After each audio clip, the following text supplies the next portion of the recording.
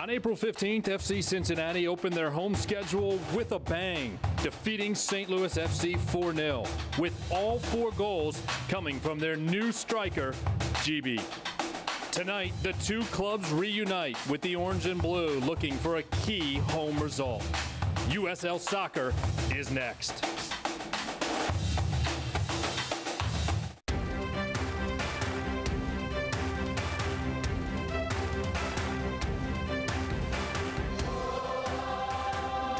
And welcome to Nippert Stadium on the campus of the University of Cincinnati, where we have an absolutely perfect Saturday night for soccer. Tom Glitter, happy to be alongside former Xavier Musketeer Eric Allenson as we get you set for the second of 3 meetings this season between these two clubs. And for FC Cincinnati, it's been a long June here at home, a successful June, but tonight, Eric, very key for Alan Koch and his guys to get some points. This is a critical match for FC Cincinnati. 3 points, they absolutely need them at home. It's a beautiful night. We're going to have a huge crowd, about 20,000 people. I look for FCC to pull away the 3 points tonight. Well, when these two teams played back on April 15th, GB was huge. 4 goals from the striker. And as we take a look at tonight's key matchup driven by your local Cincinnati and Greater Northern Kentucky Volkswagen dealers, St. Louis has to find a way to slow down number 9. That's right. I think A.J. Cochran is their man. He's a St. Louis native, a large center back. He stands at about 6'3". He's the player that has to neutralize GB in this defensive third.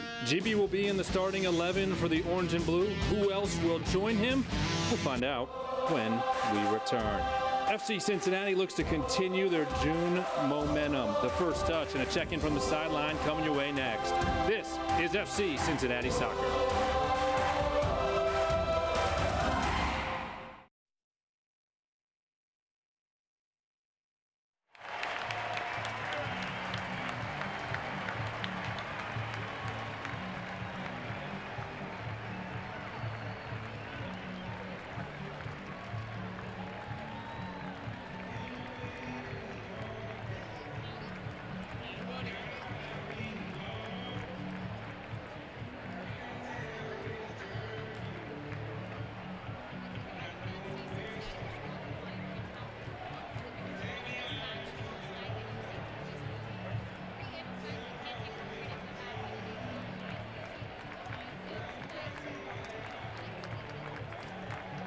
Please direct your attention towards midfield for the sequence kickoff.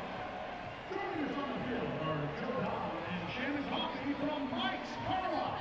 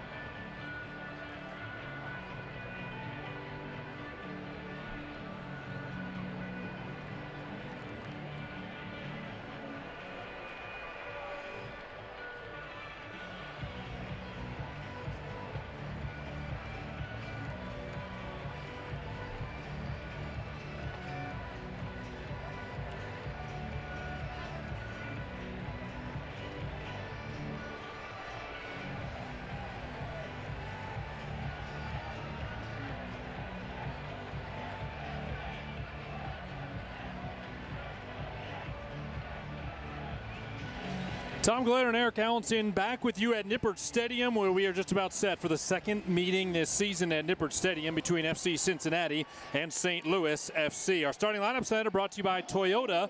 Let's go places for Alan Koch. A little bit of a tweak in the formation. We'll call it a 3-4-3, a fluid 3-4-3 tonight for Allen, with Jimmy McLaughlin and Andrew Wiedemann flanking GB, who had 4 goals against St. Louis in their April 15th meeting. All of our sideline reports tonight are brought to you by your local Cincinnati and Northern Kentucky Volkswagen dealers. Let's head downstairs and check in for the first time tonight with Lindsay Patterson. Yeah, guys, a big week for FC Cincinnati with Chicago Fire coming in on Wednesday, but don't look for this squad to overlook tonight's match against St. Louis. They know they're going to be re-energized out there. They can't take for granted what happened in April. All eyes will be on GB tonight, but the mindset tonight, stay focused, manage minutes and moments. All right, thank you, Lindsay. It's been a great homestand here in June for FC Cincinnati, as Eric spoke about moments ago, keeping that momentum going tonight and coming away with 3 points, crucial for the orange and blue. And you saw St. Louis FC's line up there momentarily. Didn't get a chance to mention it, but Adam Grinwis, the goalkeeper at 6'2", he did not start that game on April 15th. He starts tonight for St. Louis. Tonight's match official is brought to you by Kingsgate Transportation. We can take it from here. Victor Rivas will be in the middle and managing tonight's match for the 4 officials, as we are just about set for the first touch. FC Cincinnati in their traditional orange and blue kits. See Mitch Hildebrand stretching, making his 14th start of the season tonight. This is match number 15 for the home side.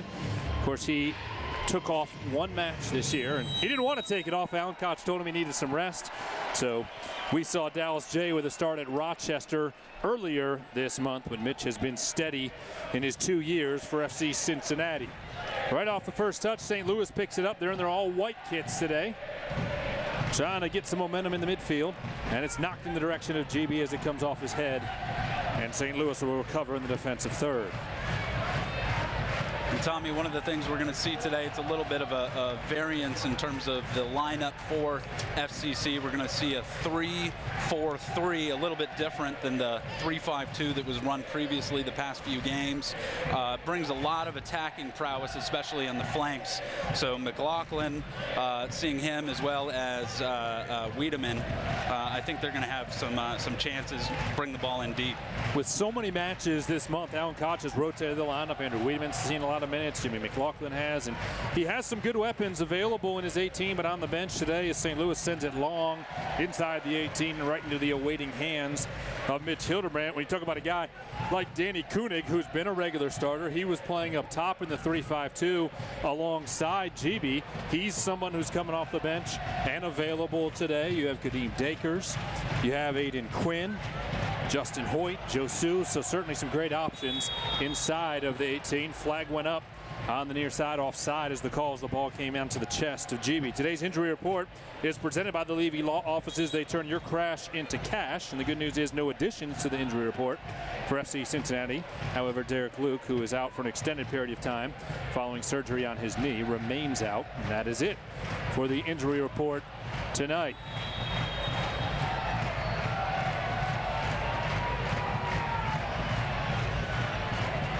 Tonight's keys to the match are brought to you by your Tri-State Chevy dealers. And Eric, what do you see for Alan Koch and the orange and blue as being key tonight? Tom, I think one of the most critical components for FC Cincinnati is not to have any uncontested runs in their defensive third, even more specifically within the 18-yard box. If we look at last week against the Charleston Battery, both goals that were scored against FC Cincinnati came off of services and very, very close-range deflections. So I look forward to seeing the FCC back 3 stay very connected and not to allow any uncontested runs. I'm sure that's what Alan Koch is looking forward to seeing as well. And that back 3 with Paul Nicholson in the middle, Harrison Delbridge on the left, and Austin Berry on the right has been very solid since they made the change and went to that formation against Columbus Crew SC a week and a half ago. Absolutely, and I think Paul Nicholson has played phenomenal the past 2 games himself. The lineup is very different than you'll see a lot of teams line up traditionally with 4 in the back, in the sense that Barry, Delbridge, and Nicholson are all basically center backs. Right. And they're spread very, very tightly across that defensive formation. So basically trying to do everything they possibly can to create congestion, create confusion for the two strikers here for St. Louis. Tyler Pollock and Matt Boehner in the starting lineup today. They're traditionally defenders playing the fullback position. Right. Today they're really starting in the midfield, and it's not a surprise to see them work up their respective sides. But Alan Koch, all of a sudden, as the ball comes off the arm of Kenny Walker, St. Louis wanted a handball, didn't get the call, and Dahlgaard will quickly throw it back into play as St. Louis pushing inside the offensive third. A 3-4-3 today, but maybe defensively at times 5 defenders along that back line. Oh, absolutely. I think we had a chance to see it in training. We had a chance to see the shape and the high degree of movement you see defensively for FC Cincinnati, with Pollock often tracking back, as well as Boehner. You know, they're individuals that can really, really overload that back formation. And so I think that's something we're going to consistently see. Corbin Bone called for a foul there, took down Matt Byerman, the midfielder from California. Matt's first foul, and St. Louis gets a chance to try to set things up in the attacking third. Stoikov will turn it back into the midfield. A.J. Cochran, the player that you highlighted, has the key matchup today in an attempt to try to slow down GB. This time Bone will pick it up in the midfield. No foul, and FC Cincinnati a chance to try to set up their first offensive attack of the night. And for St. Louis, too, you can see Cochran set in that center back formation, their typical 4-back setup. He's an individual that's going to have to communicate very effectively as GB's making those very threatening runs in and around his own attacking third. Bone going to try to push it up the left side of Jimmy McLaughlin. It was knocked away by Octavio Guzman right as Jimmy was about to make a quick run. Tyler Pollock will come over to throw it in, and there's an opportunity for FC Cincinnati to try to get something going in their offensive third. Pollock will bring it back out into the midfield to Delbridge. Switching sides onto Austin Berry. Boehner into the middle, turns it over, nobody home for Cincinnati. Tonight's broadcast of FC Cincinnati is brought to you in part by UC Health.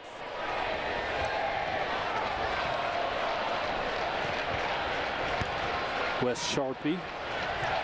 Sharpie, the defender out of Florida, started when these two teams played on April 15th, and tonight making his 11th start in USL matches.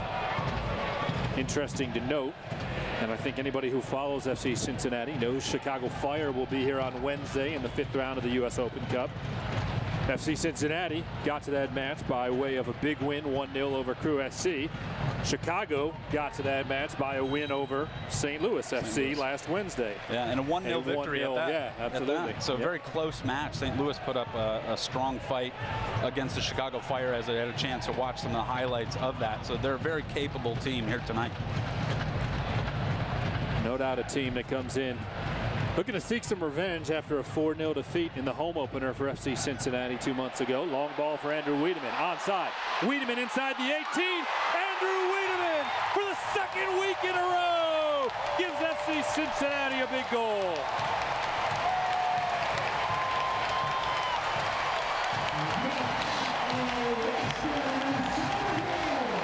An early spark again, and Wiedemann has his second of the season.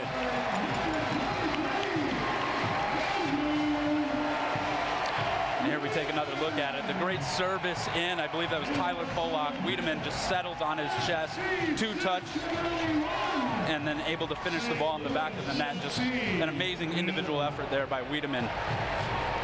A.J. Cochran was the defender who couldn't keep it out of the goal. Wiedemann has a goal for the second week in a row, and FC Cincinnati for the second week in a row has an early lead. Well, that was the juice that Alan Koch wanted to see early, and he gets it from Wiedemann, keeping with him. Last week, Wiedemann came off the bench. He was our man of the match on the broadcast as he had the late equalizer, and he picks up right where he left off, getting another. Right, confidence running high for Wiedemann right now, obviously coming off the bench and scoring a much-needed goal last week against the Charleston Battery, and then here being rewarded with the start, Tommy, here tonight and finishing early in this match.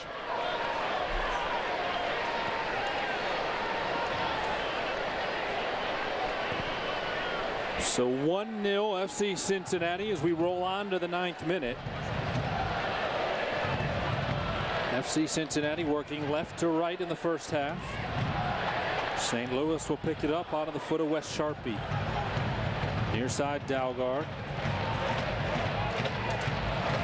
Kenny Walker trying to win it back. Boehner will come over and get a touch. Then Corbin Bone is knocked down hard after the whistle. And Amir Alihodic just put his hands on the match official. If that doesn't get a yellow card, he was frustrated, but you can't push the match official. No, that wasn't the wisest of choices there. Amir Alihodic just got very, very lucky that he didn't get booked for shoving the match official. Right. Here we can take another look. Here's the whole sequence. There's the foul on Dalgard that stops play. Then Corbin Bone gets knocked down hard. And there's a shove. So St. Louis maybe an early break, showing some dissent there. And that pass to Andrew Wiedemann came from Corbin Bone. So Corbin Bone picks up the assist. That is his 3rd on the season. 2nd goal for Andrew Wiedemann.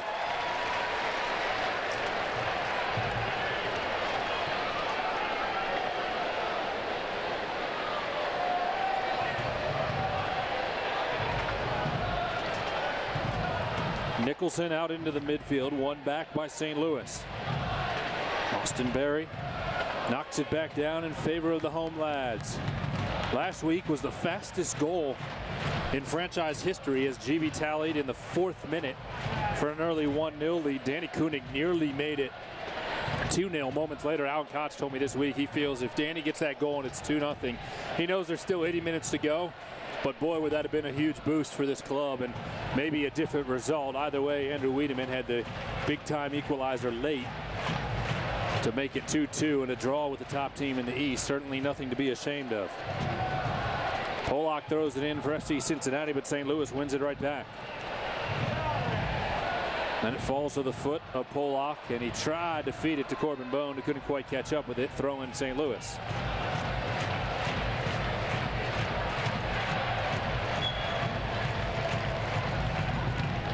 Ball quickly went out far touchline, throw in for Pollock. And Tom, we talked a little bit about the kind of the versatility of this formation here. You can see the real tight back 3 that we have, but also Pollock and Boehner really pulling in to almost create a back 5 situation and a lot of chaos defensively when St. Louis moves forward. GB trying to pick it up in the midfield. Deflects off to Dragan Stojkov, the native of Yugoslavia. Stojkov onto his left, Angulo. Nicholson plays it back to Hildebrandt. Mitch Hildebrandt right down the middle of the pitch onto the chest of GB. GB turned on it, went down and was fouled on the play. Free kick coming for the orange and blue. And that was well played there by GB with his back to frame. You can tell he's one of the, I would say, most prolific targets on this team. He's large in stature, serves the ball in, catches it on his chest, and a little bit of contact from behind. But that's exactly what FCC wants to do when they play very direct. Played into the 18. Stepping forward was Adam Grinwis. This is the 4th start of the season for the 6'2" goalkeeper out of Michigan. A former Wolverine, 4-year player there, had 20 appearances the last 2 years with Rochester. He was signed in March and starting to get some playing time as Preki changing up the lineup a little bit. St. Louis has struggled of late and trying to get that club going with a change with Grinwis playing in goal. Corbin Bone battling forward at the top of the 18. Great defensive play there to hold off Byerman and win it back.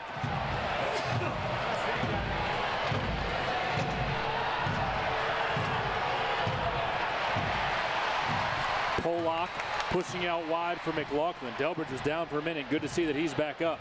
McLaughlin looking for a cross. Found GB onto his head.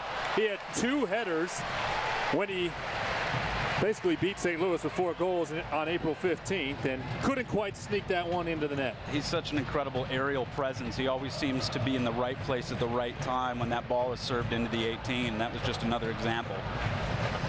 Just got word from the field that the goal for FC Cincinnati is actually being credited as an own goal off the leg of A.J. Cochran. It did catch Cochran. I don't know that he necessarily kicked it into his own goal, but it definitely deflected off him, as we saw in the replay. Right, right. That was probably very, very close in terms of that decision. No, what it doesn't change the score as it is in the 14th This is minute. true. 1-0 in favor of FC Cincinnati. This is true. Barry into the middle, McLaughlin.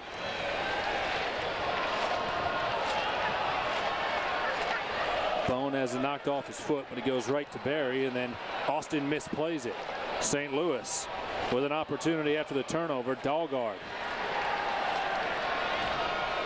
pushes it back to Sharpie. Sharpie on the service. Delbridge heads it straight up into the air. Nicholson trying to get to it. Couple of bodies knocked off of each other inside the 18. No whistle from the match official. And then a foul is called right in front of FC Cincinnati's bench as Andrew Wiedemann was playing it in. And actually, they're going to say that it came off of Wiedemann's arm. So a handball on Andrew Wiedemann. And as all of the guys in blue were pushing left to right, they suddenly had to drift back and get ready defensively. Right. You see how compact, too, FCC is on defense. They're literally bringing all of their players back. They don't even have a single target right now, with the exception of Wiedemann, who's over the ball. Amir Alihadzic, the midfielder making his 4th start of the year, will set to put it into play. Dangerous spot here for St. Louis. Played forward, chipped into the box. Pass was intended for Cabelceta. Never quite got there and skipped out along the end line. And good defensive effort there for FCC. Again, just staying very connected in their back. And Polak there just had a chance to see that ball right out of play. Cabelceta, who has Italian heritage but was born in San Jose, Costa Rica, was playing far post, trying to find an equalizer, wasn't there, and Mitch Hildebrand will wait a goal kick as everybody drifts into the midfield.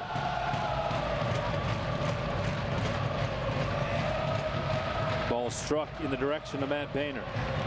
St. Louis heads it out near touchline. Boehner will come over and take the throw-in. Tonight, the 4th meeting all time between these two clubs. FC Cincinnati has won the previous 3. And now in 3+ meetings, FC Cincinnati has outscored St. Louis 9-1. Andrew Wiedemann over to his good friend Jimmy McLaughlin. McLaughlin into the 18 with a great move. Jimmy McLaughlin keeping it alive, sends it into the middle, and a host of white jerseys were there waiting to end that play. And a brilliant individual effort there by McLaughlin, just driving deep towards the end line, and here it looks like he might get another opportunity. Wiedemann sends it out wide. McLaughlin to Corbin Bone, who has a little room. Bone on to Wiedemann. Corbin Bone all along, and Grinwis comes up with a huge save. Kenny Walker strikes it, and Grinwis is there again. And Corbin Bone, scratching his head as he goes the other way, knows he just missed on his first goal of the year. And a brilliant flick. I believe that was Wiedemann just at the top of the D. Little back turn towards the frame of goal, had a chance to flick it with his left foot to an oncoming Corbin Bone, who had a nice look. He's going to want that chance again, Tom. Tonight's broadcast of FC Cincinnati is brought to you in part by your local Cincinnati and Northern Kentucky Volkswagen dealers. McLaughlin and Bone just miss hooking up there, but if you're Alan Koch, you're 18 minutes in, got to be happy with the offensive pressure your club's bringing. It took a few minutes to get going, but over the last 10 minutes, a lot of opportunities for the guys in orange and blue. Oh, absolutely. And I think, again, it's this connectedness now in the attacking third with the midfield moving into the 3-striker set and staying very, very connected. We heard in pregame Alan Koch talking about angles, making sure that the team is connected so there's always an angle, there's always an outlet. And so far, FCC has done a very nice job of that.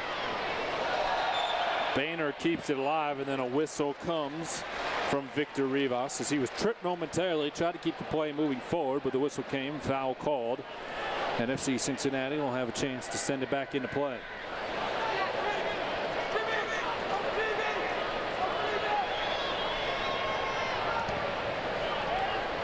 Barry across the midfield, found the chest to GB. St. Louis does well defensively.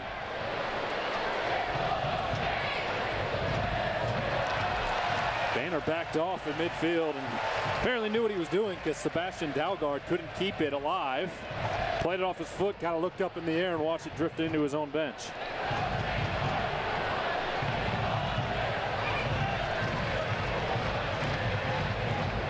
Corbin Bone into the middle. GB left it for Wiedemann. Sends it out to the left side, and that time airmailed it just a little bit too much. He knew he had Pollock and McLaughlin over there and got underneath it. That was the right idea too. It was just a, you know, your classic short, long example here on the right flank, trying to switch that ball over, but just a little too emphatic perhaps. Dalgard in the midfield. Knocks it back to his back line. A.J. Cochran will send it out to the left. Cochran is the player that they're saying knocked it into his own goal on the strike for FC Cincinnati.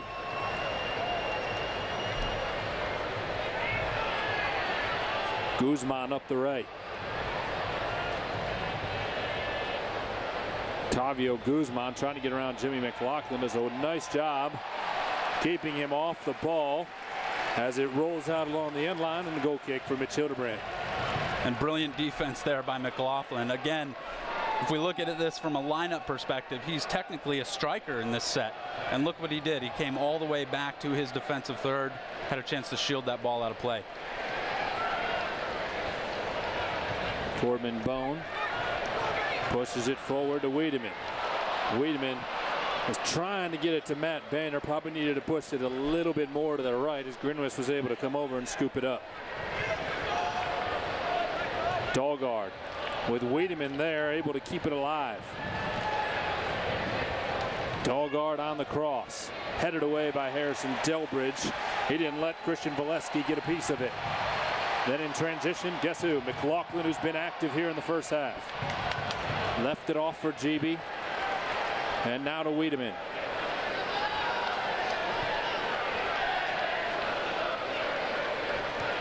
Wiedemann into the middle, McLaughlin. Corbin Bone. Bone thought about letting it fly from 40 yards away. Nearly found Matt Banner. He was going to have to thread a needle and didn't quite get it through to the 18. If he did, Banner would have had a golden opportunity.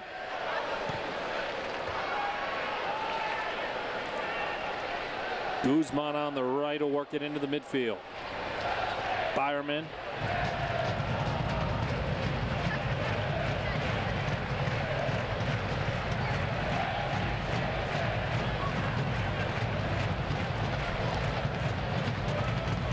St. Louis knocking it forward in the handball. Easy call there as it clearly came up and caught the hand. Here we'll get another look at it. Formationally, FCC is going to have to be careful there as we see Nicholson as well as Delbridge almost get split. And then I think St. Louis is going to try and create other direct opportunities very similar to that. So again, just trying to stay connected in that back three. Christian Valesky was called for the handball and didn't really argue much. I think he knew he knocked it down. Right. Valesky tied for the team lead with 4 goals on the season. Very talented striker up top, playing alongside Jose Angulo, who also has 4 goals this year. Guzman gets around Tyler Pollock. Guzman sends it across and way too strong. Boehner trying to let it get to the touchline. St. Louis does well to keep it active. Dalgard into the middle. Shot and a save from Mitch Hildebrand as Amir Ali Hodzic found it, shot it, and Mitch just had to dive to his right. And that was some great movement there we saw from St. Louis, moving the ball again towards the top of the 18 and getting a clear look on frame there. Hildebrand judging it wisely, positioning himself well, and coming up with a big save. Mitch playing it out in the midfield, however, nobody home. Byerman able to track it down for St. Louis. GB picks up a deflection, 1-on-2, straight up the middle of the field. Here comes help. Wiedemann was there, deflected right back to GB. He has 2 defenders on him and able to keep it alive. Drops it for Kenny Walker. He'll go over to the left. Wiedemann was there, and Kenny Walker's service a hair too strong. And good connection there. GB again settling the ball with his back to goal, creating a chance, just didn't have a runner or anyone on the flank necessarily to distribute to as I think he would have liked. Grinwis into the midfield. Boehner wins it back for FC Cincinnati, and then Kenny Walker couldn't connect with GB. Bone loses it in the midfield. St. Louis will play it forward. Valesky is there. Nicholson on him, breaks it up. Comes right to the foot of Jose Angulo. A left-footed shot goes wide. Mitch Hildebrand did a great job there to follow that ball, make sure it wasn't going to go within the post, not touch it, let it go out, and earn the goal kick. But St. Louis, despite trailing by a goal here in FC Cincinnati, creating great offensive opportunities. St. Louis had plenty of opportunities for an equalizer as well. They are. They're using kind of their dual striker threat to create some very, very direct through balls. And I think they're trying to exploit the fact that FCC in transition at times can only have 3 defenders. Here's McLaughlin into the attacking third. He has Kenny Walker on the right. Walker just outside the 18. Brings it inside the area, then pulls it back. Drops it to the left, McLaughlin. McLaughlin chipping it across the 6-yard box and didn't quite get it to the head of GB on the far post. But again, good ball movement by FC Cincinnati. Good job connecting and using really both sides of the pitch. Right. Moving again through the midfield, and I think too with the likes of Bone, and now fortunately FCC has a very healthy Kenny Walker. He's really a game changer here for this FCC offense. 25-year-old goalkeeper Adam Grinwis has been active here in the first 25 minutes. Walker will turn it into the middle. GB heads it down. Byerman breaks it up. Bone is able to recover. Corbin Bone missed it, making it 2-0 about 10 minutes ago. Andrew Wiedemann over to the right, Boehner. McLaughlin, top of the 18, has it taken off his foot. Well defended. FC Cincinnati able to keep it alive, and then the feed into GB is intercepted. Stoikov up the middle. Polak with a big time tackle goes right back to St. Louis. Kenny Walker brings it back to his foot. No lack of pace here so far in the first half. It's brilliant too when this FCC midfield is in good form. You can tell everyone is very, very comfortable playing that ball just 1 and 2 touch. And it makes it difficult for them or for an opposing team to defend that. I mentioned it, Eric, earlier in the injury report. Derek Luke, the only injury right now, and Alan Koch in the month of June. Now with everybody eligible, GB back from his suspension, all of the injuries that occurred during the first 2 months cleared up. Right. They've had consistency with about 15, 16 different guys playing for the first time all year, and that shows in the results that they're getting. It's crucial. It really is to have healthy players and be able to cycle individuals through when you're playing a regular slate of Saturday and then a midweek game in Wednesday, for instance. You need to ensure you have fresh legs and healthy legs at that. Guzman out wide on the right, sent it into the middle, and it bounced right into the arms of Mitch Hildebrand. No danger for FC Cincinnati. Tom Glitter, Eric Allenson, Lindsey Patterson, happy to be with you on a beautiful night for soccer here at Nippert Stadium. About 70 degrees, beautiful clouds floating over campus here at the University of Cincinnati. Couldn't ask for anything better. It's supposed to be similar weather come Wednesday night when the Orange and Blue welcome another MLS side, Chicago Fire, in the U.S. Open Cup.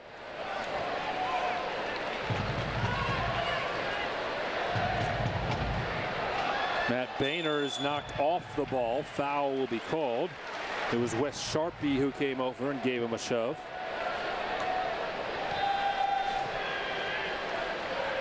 Harrison Delbridge pushing forward a little bit. He'll send it off to the right.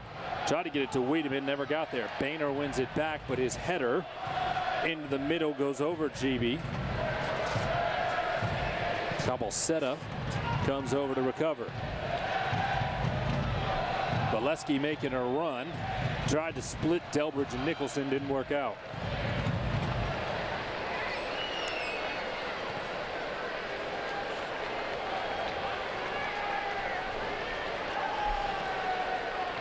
Delbridge up the middle to McLaughlin. Pollock will get it out wide. Back to Bone.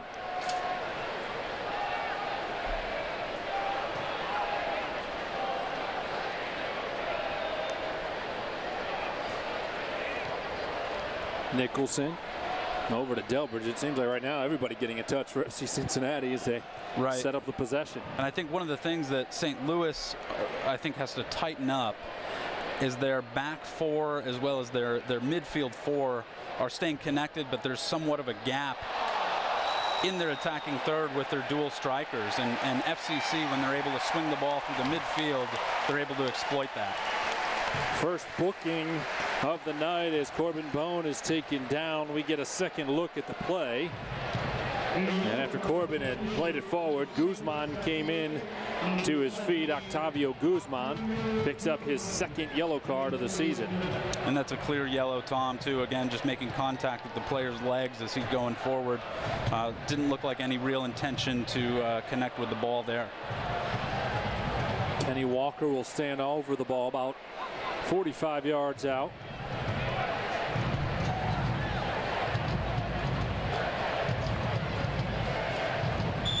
Looking to set something up with FC Cincinnati already up by a goal. Walker sends it into the box. Delbridge got his head on it far post, but couldn't put it on frame.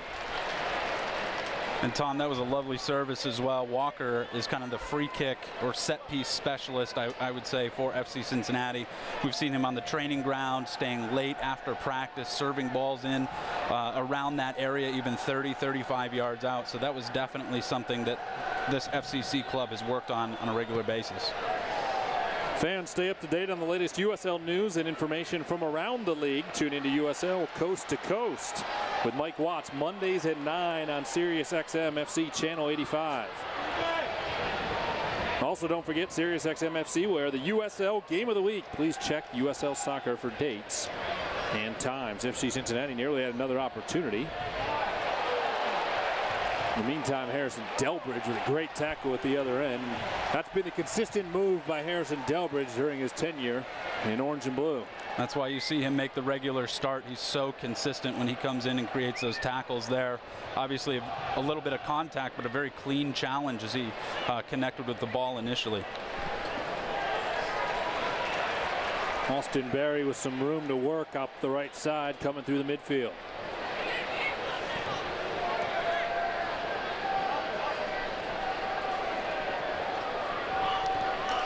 Berry will turn it back to Nicholson, who will immediately feel some pressure from Valesky. And then Berry's going to tap it back to Hildebrand. Mitch flips sides of the pitch and sends it to Pollock.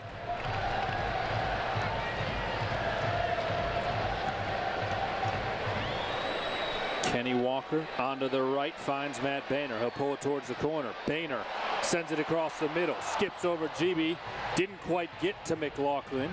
Cleared away, but right to the head of Walker. Left side McLaughlin. Back to Wiedemann and Bone. Over to the left, Pollock. Finds McLaughlin. McLaughlin inside the 18, and the flag was up offside. The call for the second time tonight on FC Cincinnati. I think McLaughlin there was probably just a step or so offside. He and Pollock did such a nice job connecting, creating those angles themselves on that left flank.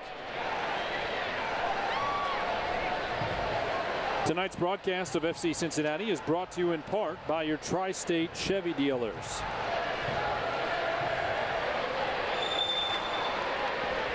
Relentless was trying to play it short to Wes Sharpie, who was cheating up the near touchline. Andrew Wiedemann saw him and come over to make sure he could cut off that pass if it was sent out wide. FC Cincinnati off the goal kick quickly wins it back. Walkland onto the right, Boehner. Matt Boehner, the Cincinnati native, making his 13th start of the season. Walker touches it just past GB. Pollock from the left. Sends it across the middle. GB with the header. Grinwis there to make the save. Good looking ball from Tyler Pollock to try to set something up for GB. Again, just an incredible build-up there for FCC. Pollock in that position where he has a lot of room to kind of rove up that left-hand side, that flank, create overlapping runs with McLaughlin, and there has a chance, finds the space, serves it in, and GB was there with his head on it, just unfortunately not enough. 34th minute, remains 1-0 FC Cincinnati, thanks to the early own goal from St. Louis. It was Andrew Wiedemann who took the shot. It deflected off A.J. Cochran. And that is where we stand here in the first half. Boehner back to Hildebrand, who whiffs on it. It falls to Wes Sharpie. And Austin Barry is just going to sacrifice the corner kick. Wise thing to do there along the end line as Mitch Hildebrand poorly played the ball. And it'll be our first corner kick of the night. All of tonight's corner kicks are brought to you by the Levy Law Offices. Turn your crash into cash. Visit LevyLawOffices.com today. Tom, as you said, just a very mature decision there by Austin Barry in the back, recognizing that Mitch just had a little bit of a misconnection there on that attempted clearance, playing the ball out over the end line, and here we go, FCC defending a corner kick. Alihodzic will take it. Sends it to the top of the 6-yard area. Guzman will play the deflection and sails it into the Bailey. Much to the pleasure of the FC Cincinnati supporters. He's just warming up the crowd. Yeah, that's one way to do it. They will cheer a ball that is 15 yards above the frame around Mitch Hildebrand.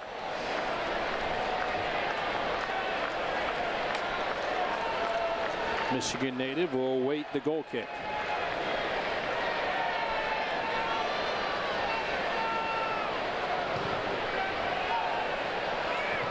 Hildebrand got it onto the head of Wiedemann. GB there trying to win it back, got tangled up with Wes Sharpie. GB will be called for the foul. Free kick coming for St. Louis. We were talking about Austin Barry a moment ago. Corbin Bone also starting today. Of course, they both played in Major League Soccer for the Chicago Fire. That's right. So I'm sure it'll be special Wednesday night when Chicago is here. And those two get to go up against their old club. Of course, Austin was MLS Rookie of the Year his first season in the league with Chicago. Yeah, not to get too far ahead of ourselves, Tom, but that matchup is going to be historic here at Nippert Stadium to see FCC take on another MLS club, and one that's very, very strong and has the likes of a Bastian Schweinsteiger now playing for the Chicago Fire. So the former Bayern Munich man, the former Manchester United man, is going to make an appearance here in Cincinnati. Dahlgaard played it on to Wes Sharpie. We'll talk more about Schweinsteiger here in a moment. As Dahlgaard trying to put on some pressure in the attacking third, staying with it and taking it inside the 18. Now he sends it into the middle, and Harrison Delbridge, the big Aussie, is there to clear. Comes out to GB. He needs some help. 1-on-3. And St. Louis is going to commit a foul right on the midfield line, or actually they're going to say GB. A little bit of a push-off on Cobalsetta to get it alive, and now a long conversation taking place between Victor Rivas, the match official, and a little bit of contact. A little bit of contact, and GB knows that he just extended that arm. That's one of those things as a striker, and especially someone as talented as him, just needs to keep that arm down a little bit because it's an easy call there for the official. You know, a lot of conversation this week has been about whether Schweinsteiger would play here in Cincinnati in a midweek game with MLS matches on either side. Chicago playing today. They play next Saturday. Would he play on an artificial surface here? They may not have a choice but to play him because Chicago's facing a couple international call-ups potentially. Nothing firm yet, but Chicago could see a few international call-ups, leaving them very thin in the midfield. Right. That I would imagine that Schweinsteiger at the very least will be included in the 18 come Wednesday. Absolutely. There's no doubt in my mind he will be here, and I think if the match demands it, and I think it very well could, with FCC coming in with a lot of momentum, we could very well see him on the pitch here Wednesday night. First things first, they need to keep the June momentum going tonight. Right now, leading 1-0 in the 38th minute. Byerman will pull it out wide in the attacking third. Guzman chips it forward, tried to find Stoikov. Kenny Walker broke it up.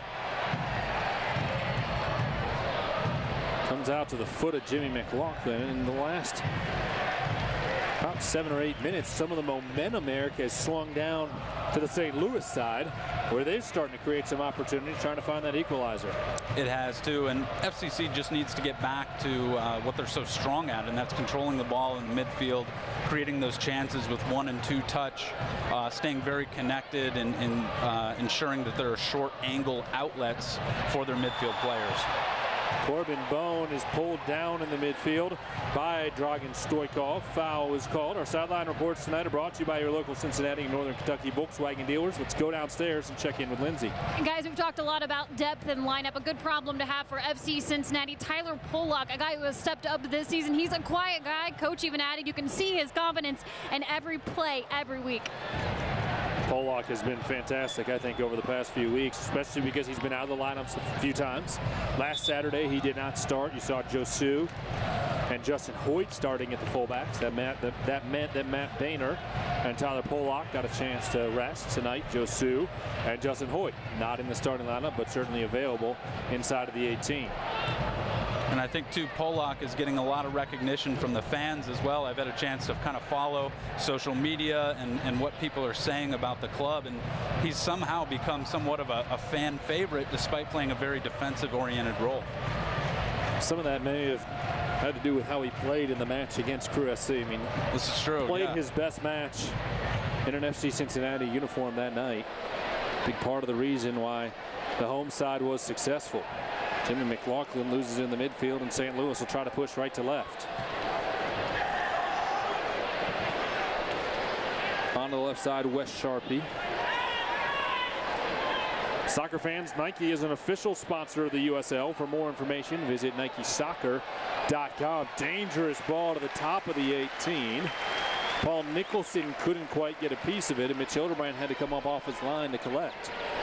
And a smart move there by Hildebrand, recognizing that Nicholson here was one-on-one with the defender, needing to come out off his line, provide a little bit of assistance, and Mitch using his big frame to go up and grab the ball. And Jose Angulo knows he missed a golden opportunity there. Might have had Nicholson beat, but couldn't quite get enough of it.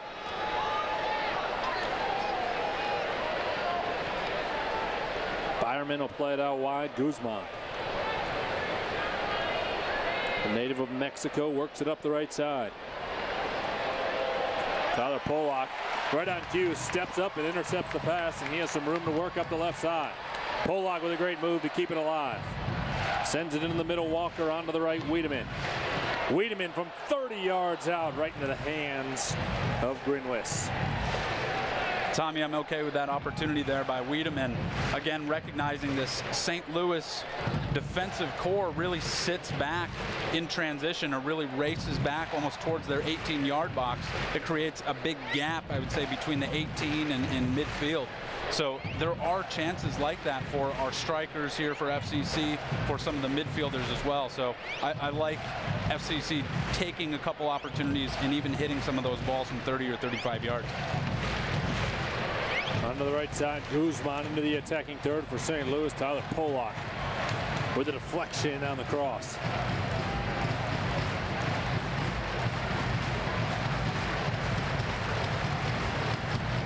Stoikov working it in the midfield. Alihadzic. Onto the right, Guzman. Guzman will try the cross. Pollock got the bottom of his boot on it. Corner kick coming for St. Louis. It'll be the second one we've seen for the visitors tonight. All of tonight's corner kicks are brought to you by the Levy Law Offices. Turn your crash into cash. Visit LevyLawOffices.com today.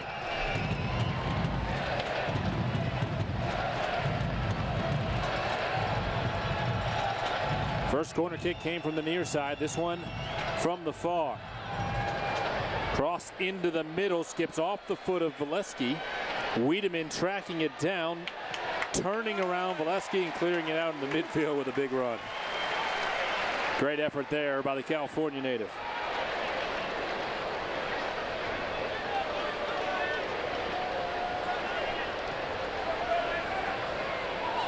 Cabelceta back across the defensive line.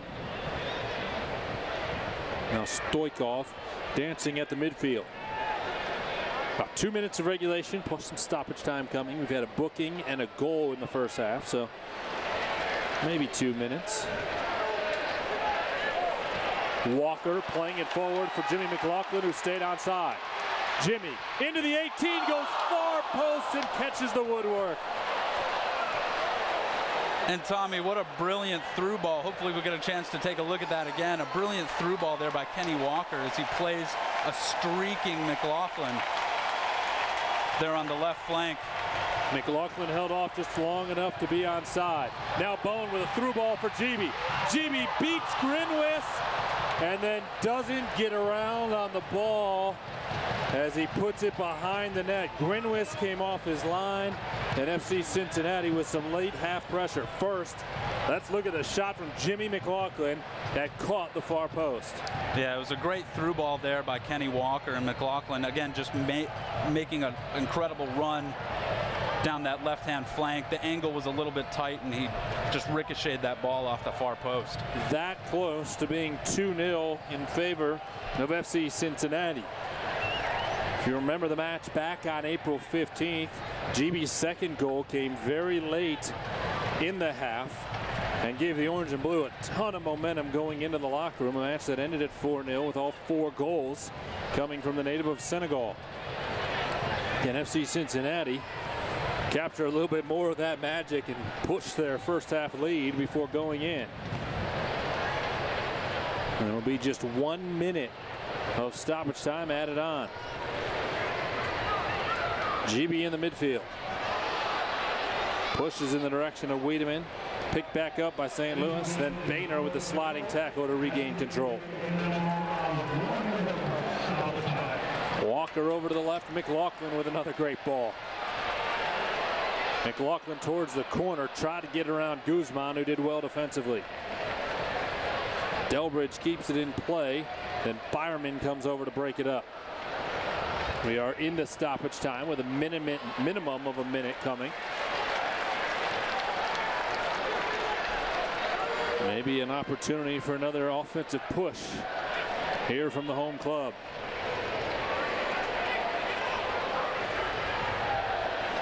And Tommy, I think FCC is going to be very comfortable here to try and maintain some possession. Yes, they could go direct. Yes, they could try and find GB as a target again with his back to frame. But I think the smart decision here is maintain possession.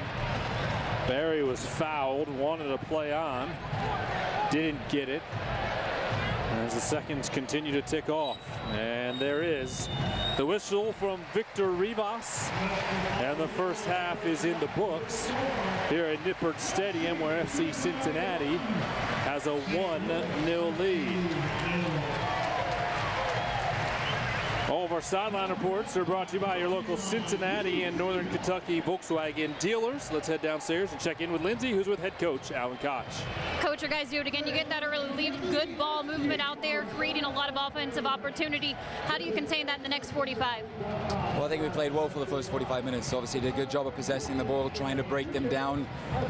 This is a scary game, obviously, because you create as many chances as we did in the first 45 minutes, and we're only 1-0 up. So we'll go inside, we'll address it. That first 45 minutes over. We've got to come out and play exactly the same way again in the second 45. Thanks, Coach. Thank you. All right, thank you, Lindsay, and a good point there from Alan Koch. Easily could be 3-0 in favor of FC Cincinnati. Jimmy McLaughlin catches the far post, and it is 1-0 at the half. 45 minutes of soccer in the books, still 45 more to come your way. When we return to Nippert Stadium, we'll sit down with the big cat, Omar Cummings, for a chat with the Jamaican. FC Cincinnati leading by a goal. This is FC Cincinnati Soccer.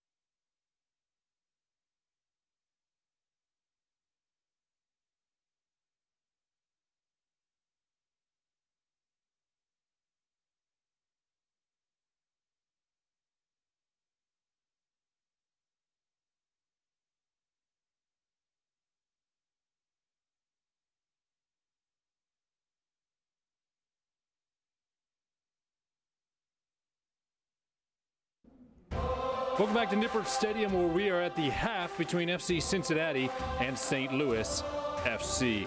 One of the players for the Orange and Blue is Omar Cummings, and this is his second stint playing at the University of Cincinnati. Of course, he was a Bearcat for 2 years and had a great career in Major League Soccer. Today, we sit down for a chat with the Big Cat.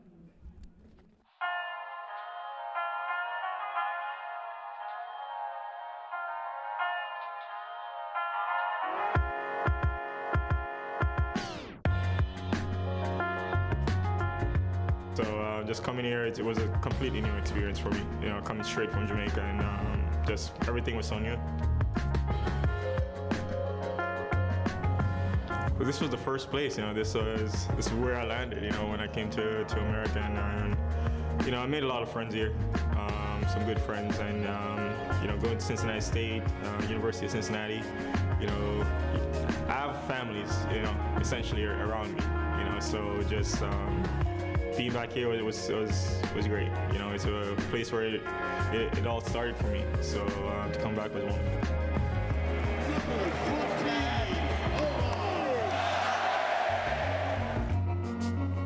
It's hard to put any one thing on it, you know, because it was so unique. But I think between the fans and the ownership group and the success on the field, just everything kind of just came together perfectly. The time in America, you know, where soccer is growing. So all these things combined, I think, made for just a wonderful event, you know, a wonderful time, you know, for Cincinnati, FC Cincinnati to start.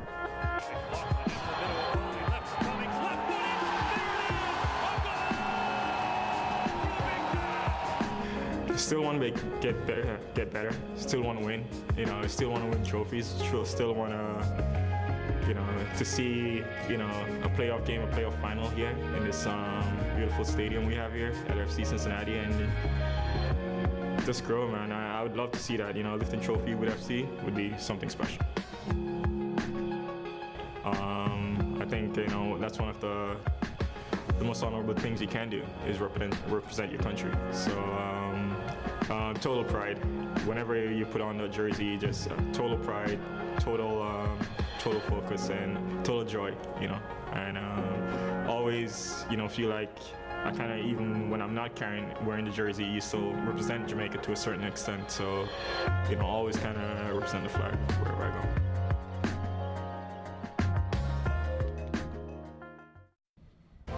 When we return to Nippert Stadium, our halftime coverage rolls on with a look around the USL, and still to come, highlights and stats from the first 45 minutes. That's coming up next. This is FC Cincinnati Soccer.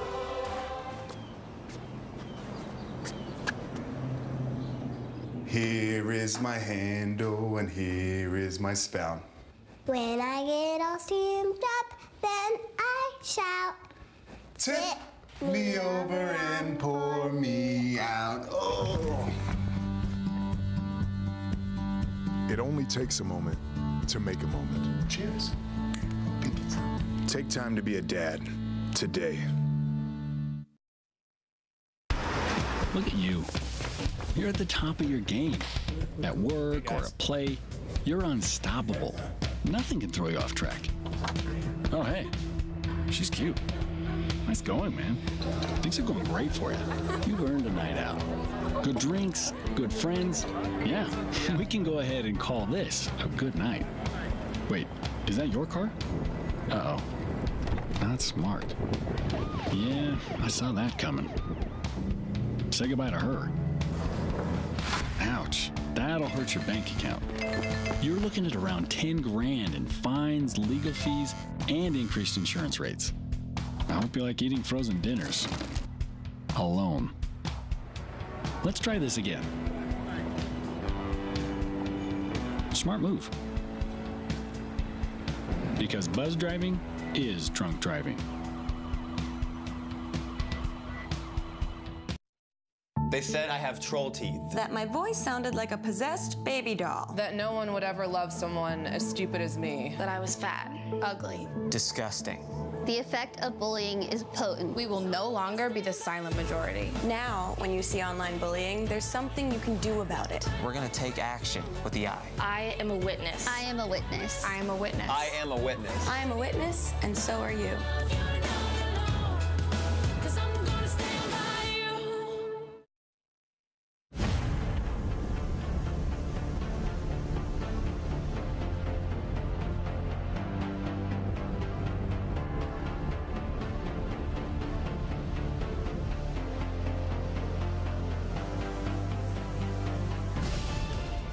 raised the stakes.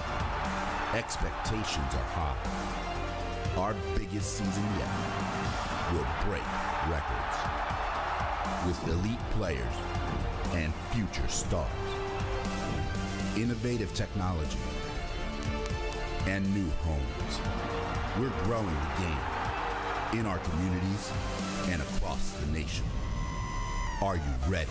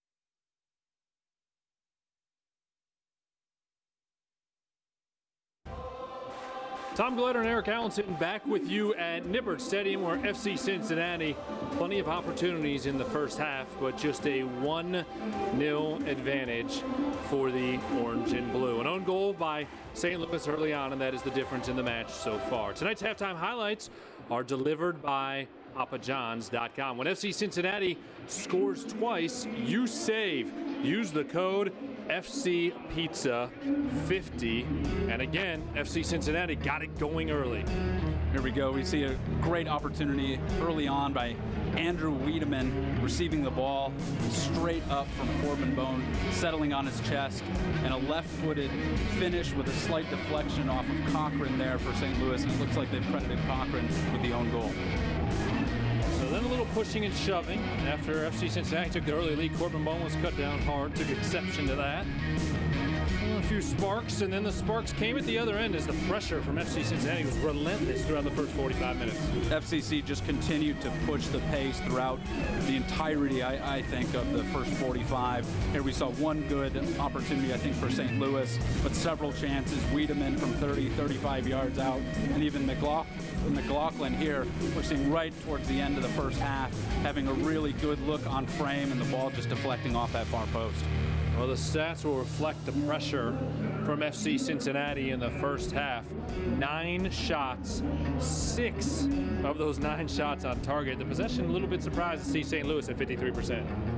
Tommy, I'm absolutely surprised to see that. I think FCC did a really good job in the first half controlling possession, particularly with Bone and with Walker in the midfield. So I look for that to continue. I look for FCC to continue to push pace, push the pressure here into the second half. 9 fouls on St. Louis, just 5 on FC Cincinnati.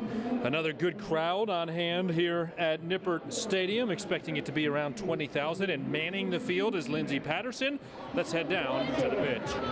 Yeah, guys, I just left the dressing room, and the message was good or bad emotions, forget about that first 45. They know it's a new battle out there, and Coach even added, it's going to take hard work. You're getting a little too overconfident, overplaying it a bit. Don't do that. It takes communication and taking care of the ball. The upcoming schedule is brought to you by Audi Cincinnati East, bringing you the ultimate Audi experience on Beachmont Avenue. Upcoming matches, everyone knows it, a big one against Chicago Fire this Wednesday on ESPN2, but back on the road for 2, starting with Orlando City B. Then you'll see Tampa Bay. FC Cincinnati returns to Nippert Sunday, July 9th against Richmond. Thank you, Lindsey. Appreciate the hard work and the access from Alan Koch, allowing Lindsey to be in the locker room at the half. Both teams have emerged. You see Kenny Walker and GB talking things over. A lot of guys have been very good in the first half. Kenny Walker sent some great balls in, but I think Jimmy McLaughlin's been the most active and efficient player for FC Cincinnati so far, Aaron. You can tell McLaughlin has fresh legs. He's really benefited from having these 7 days off, which isn't something that's really frequent often in this USL league. But he's had a lot of rest. He's a very fit individual. He's created a lot of threatening runs on that left-hand flank. And he's someone who I think is going to continue to be a difference maker for FCC. See a substitution there for St. Louis to start the second half. Tyler David, the midfielder at 6'2", out of Minneapolis, Minnesota, comes in, and Amir Ali Hadzic will sit down. So Tyler David is the first sub for Preki, who is celebrating his 54th birthday today here at Nippert Stadium, and actually 2 substitutions for Preki. So he looks up at the scoreboard at the half and sees that his team needs to do something different. Matt Sheldon, a defender out of Portland, Oregon, at 6'1". 2 big changes there for Preki. And Tyler David, too, a very offensive-minded midfielder here that Preki is bringing in.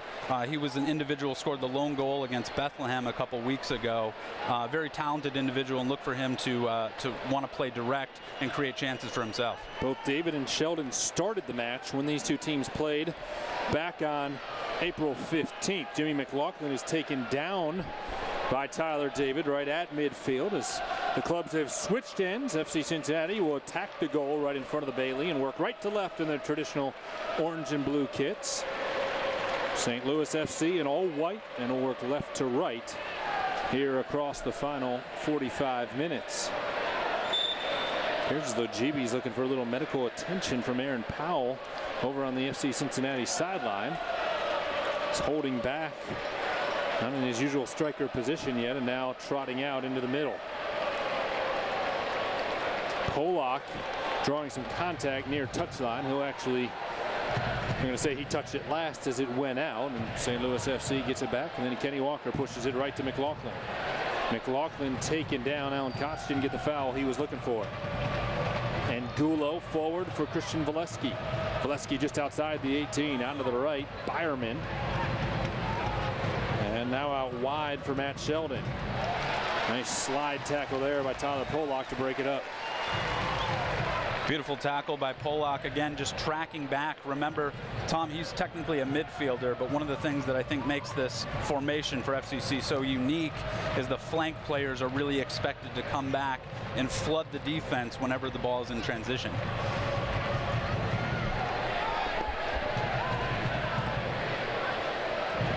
throw in for St. Louis. Stoikov had gotten it to Valesky, and then it was broken up. Tyler Polak was taken down hard and took exception to the tackle from Dahlgaard. Foul was called on Sebastian Dahlgaard. There, we'll see a little bit of contact there as Polak obviously establishes possession himself of the ball. The push from behind, and FCC having the free kick. If you lay your shoulder into my back up here in the booth, I'm going to take exception too, Eric, just so you know. I know it's our only second match working together, but you try to lay me out up here, I'm going to take exception. I better be careful then, it sounds like, Tom. Over to the left side, St. Louis into the offensive third. Dahlgaard will drop it back for David. And Gulo was trying to get it into the box, deflected around. I think both teams were looking for the handball call. Comes out to Gibi, who plays a perfect ball to Jimmy McLaughlin, who is then taken down by Eric Cabalceta. Jimmy wanted a yellow card, isn't going to get it. And that was great transition play again for FCC, with Delbridge actually being the instigator of that, moving from his center back position, even carrying the ball a little bit up that left-hand flank to create space. Harrison Delbridge in the midfield. Ball's taken off his foot by Byerman. Kenny Walker was providing some preventative coverage so that FC Cincinnati can catch themselves with poor numbers defensively, and now Matt Boehner is able to clear it away. Tonight's broadcast of FC Cincinnati is brought to you in part by the Montgomery Inn. Dahlgaard completely misplays it at midfield and loses it far touchline. Matt Boehner will trot over to throw it in. So no substitutions for Alan Koch coming out of the locker room. That's not a common move for FC Cincinnati's gaffer. Preki, however, makes 2 changes. And Tom, I think it's only a matter of time before Alan Koch considers some of his subs on the bench. One, that the team's had a week off, so you need to ensure that you have match fitness for as many players as possible. But 2, recognizing that this starting 11 here for FCC very well could have another go midweek against the Chicago Fire. Anyway, you cut it, 3 matches in 8 days, so Koch will definitely be managing minutes this week. Ball into the middle came to Angulo. Barry broke it up. A great pass from Byerman, and a big-time opportunity to tie the match at 1 is stalwarted by FC Cincinnati. And Tom, we heard in pregame Alan Koch talking about staying goal side defensively, and that was a textbook example there by Barry, moving in, tracking the striker that was making that run towards the near post and just putting his body in the right position at the right time. FC Cincinnati trying to clear defensive third. Gibi is crushed at midfield, and a scary moment as Gibi was knocked from behind by Cabalceta. Kenny Walker is over and very upset. Cabalceta just needs to get out of the way there. Gibi had the midsection of his body go into the table. That's a brutal collision there. It looks like we're going to get another look at this. Here, just a little bit of contact. And you can't see from that angle. Now there you can see it. So Gibi with all his speed flying into that table. His chest really unlucky the situation as he just ran out of room and had the pressure coming from behind. Eric Cabalceta, by the way, has picked up a yellow card on the play. Here we have another look at it again. Oh, right into his legs. I thought it was into his chest. But you see Cabalceta there recognizing that he was pushing Gibi out toward touch.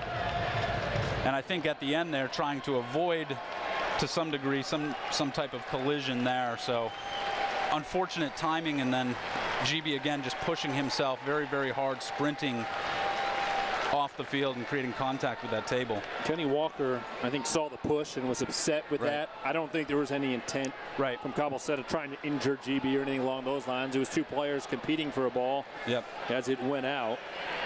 Gibi continues to be attended to by Aaron Powell. Team physician Brian Growy came running over as well. You saw the fourth official on that first replay. He saw the collision. Before he even looked at GB, he was waving for the medical staff, and it appears as though GB will be able to continue. So that is good news. Tyler Pollock was trying to get it forward to Weedham, and GB has not yet been waved back into the match. So for the moment, FC Cincinnati is playing a man down, and now GB is able to return, and that certainly is a good sign. Relentless had to wait on the goal kick for GB to get back out on the pitch. There we see GB and Cabelceta as well, recognizing there was no malicious intent there. Kind of gave themselves a high five and are moving on with play. We saw Eric Cabelceta right away. He was trying to apologize to GB. In the moment, you got to let the medical staff get in there and attend to GB to see how serious it was, because he was in a heap of pain immediately. Now GB battling with Cabelceta, and he'll be called for the foul. Cabelceta grabbing his face after the collision with GB, and GB's going into the book with a yellow card. Be able to review the replay here momentarily and see if the foul is worthy of the booking.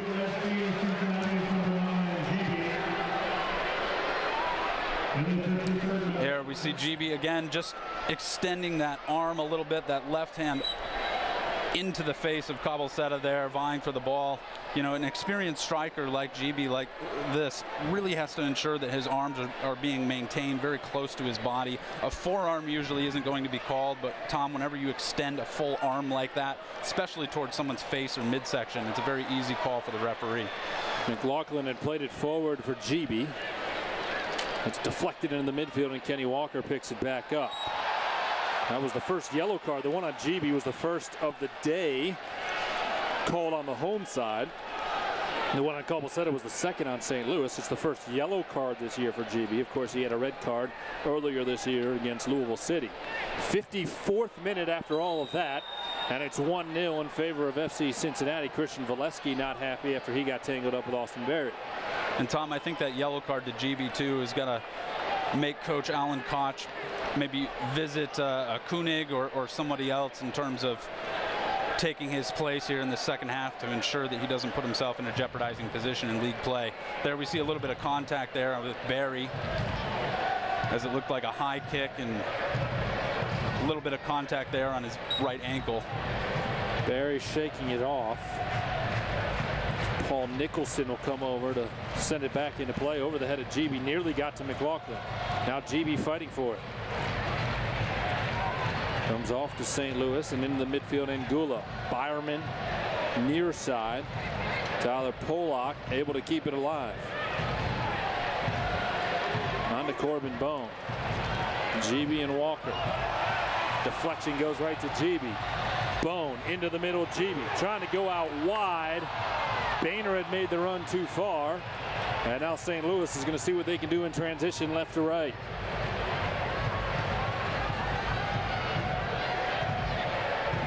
Into the middle, the pass was intended for Valesky. Barry got in the way of it. Boehner trying to track down Wes Sharpie, able to keep it alive. Dahlgaard looking for the service, far post, headed away by Delbridge, as boy, Jose Angulo is right there, ready to knock it in. Angulo made a perfect run towards that back post, and the ball was actually played very, very well. I think he would have had a chance on it with his head, but Delbridge, again, just being such a rock in that central defensive position for FC Cincinnati. All of tonight's corner kicks are brought to you by the Levy Law Offices. Turn your crash into cash. Visit LevyLawOffices.com today. Byerman will take the corner near side. Sends it inside the 18. GB able to head it away. St. Louis, however, keeps it alive inside the attacking third. Kenny Walker will deflect across from Byerman. Walker's been very active and solid tonight as well.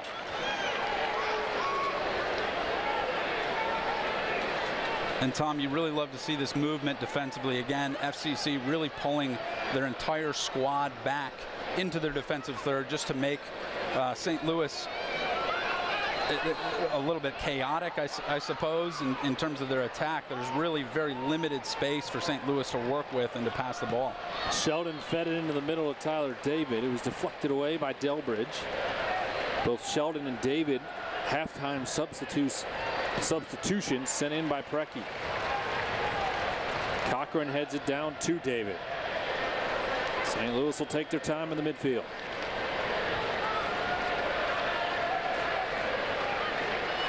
Sheldon on the right, got around McLaughlin. Back into the middle for David.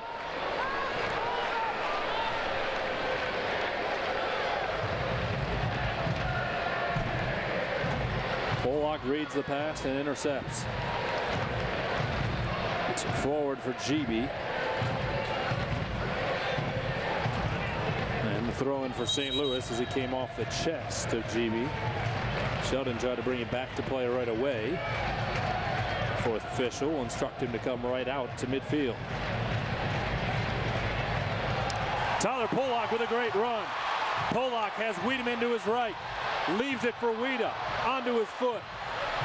Wiedemann had to hold up. Now he'll go to the right. Boehner back across the middle, and Grinwis with a diving save. But what a run by Tyler Pollock. He read the ball perfectly and took off down the middle of the pitch. Tommy, again, something I just love about this formation, the fluidity of the outside backs in Boehner and Pollock. And there's a good example. Pollock, kind of the assumption is he's playing defensively and has a chance to create a free run into the attacking third, and a really good chance there for Wiedemann. David and Sheldon will push it back to the attacking third for St. Louis. That is the 6th save tonight for 25-year-old Adam Grinwis. At the other end, Sharpie trying to get a shot off. It's deflected off of Austin Berry. St. Louis will set up for a corner from the far side. 4 corner kicks tonight for St. Louis. We have yet to see FC Cincinnati an opportunity on a corner. And that's an interesting statistic as well. I think usually when you're looking at a match, you can often dictate a result based on who has the highest number of corner kicks. Sent across the 6-yard box, punched away by Mitch Hildebrandt. And then the shot from Dahlgaard is Wade. Here's the shot from Boehner with Grinwis diving to his right. McLaughlin was there trying to get the deflection.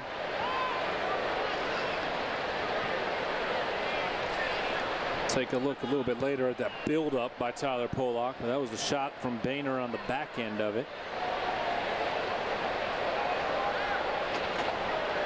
David in the midfield.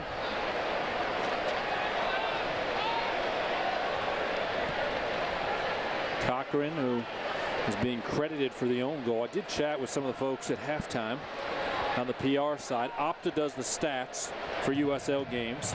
They have ruled it an own goal, but that will be reviewed again at the end of the night, so the goal could end up being credited back to Andrew Wiedemann before it's all said and done. And I think it will be Wiedemann's goal. You see very clearly he makes contact. His intent is to hit the ball on frame, and there's just a slight deflection there off Cochran as he's tracking back and trying to defend his own net. Wiedemann knocked off the ball in the midfield. Barry trying to win it. Just saw Danny Koenig run under the shelter on the FC Cincinnati bench. That could be the first sub for Alan Koch if he wanted to bring GB out and bring in some fresh legs at the 9 position for the final 25 minutes or so. That makes a lot of sense. It really does, especially with GB playing with a yellow, recognizing that you have several very important matches, 3 of which I think upcoming on the road, Tommy. You need GB fresh. You need him in a situation where he isn't necessarily jeopardized because of a yellow card. Wiedemann knocked over again in nearly an identical spot. I think he was knocked. He was knocked so hard his shoe came off. That's what I thought. There we go. Just a little bit of contact. Again, it's Cochran there tracking Wiedemann as Wiedemann's making that checking run back towards the ball, and it looks like he lost his shoe in the process. Yeah, that's what I thought it was his boot. It's a little bit hard to see from our perch up here, and it was. So Wiedemann will tighten up his laces. Free kick will come from just across midfield. Subs continue to warm for FC Cincinnati. Alan Koch has not yet sent one in. Walker Looking as though he'll take it with his right foot. Harrison Delbridge pushing forward as a big target. Walker into the box. Barry headed it down. McLaughlin pokes it out for Bone. Bone nearly made it 2-0 early. Bone battling along the end line, nearly kept it in play. A collision right along the end line, and a goal kick coming up for Adam Grinwis. Here we're going to see Corbin Bone again just attacking that end line and trying to get a service in with that left foot.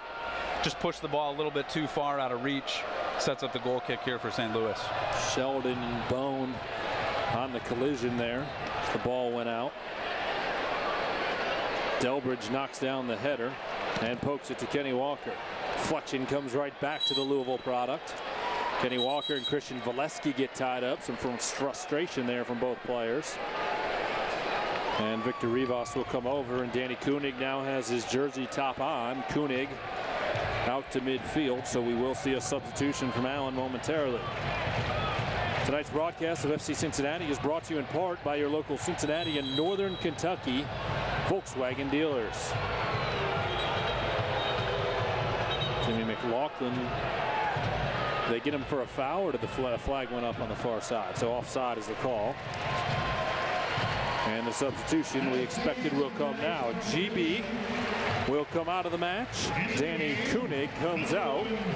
Good news for St. Louis. They didn't allow GB to score 4 more. He had some opportunities in the first half. Koenig will bring fresh legs in. Certainly, as we mentioned, playing on a yellow card and coming out after that tough collision. All around a good decision. And when you have a guy like Danny Koenig to come in, probably makes it easy for Alan Koch. Right. They're not going to miss a beat bringing in Koenig like that off the bench. And I think, you know, credit to St. Louis's back four as well, just man-marking GB very, very tightly throughout a good part of this match and ensuring that he didn't have a lot of free looks on frame. I think they actually did a very good job in trying to neutralize him in the attack. Austin Berry wins it back in the midfield and pushes it to his left to McLaughlin. McLaughlin was looking right for Koenig. Koenig hadn't started to make his run and pushed it past him. Actually ends up out along the end line, so goal kick for Grinwis. 65th minute, Nippert Stadium. Second meeting here in Cincinnati this year between these two clubs, and the Orange and Blue with a 1-0 lead. Koenig nearly took it off the foot of Grinwis. Then Kenny Walker was thinking about trying to chip Grinwis and lost control of it. And Tommy, that's why fresh legs can make such a big difference. You see Koenig come into the match here, you know, kind of deeper in the second half, very fresh, wanting to establish his presence here on the field and able to apply a lot of high pressure. Painter gave it to Walker, who turns it up the right side. Wiedemann racing forward to get control. Andrew Wiedemann with a cross to Kenny Walker. His shot is deflected by Corbin Bone. Jimmy McLaughlin picks it up, and Danny Koenig off the bench and tallies a goal!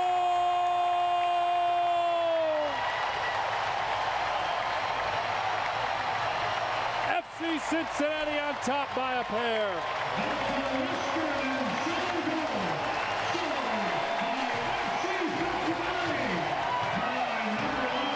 Fourth of the year for Danny Koenig, and the smoke goes off in the Bailey.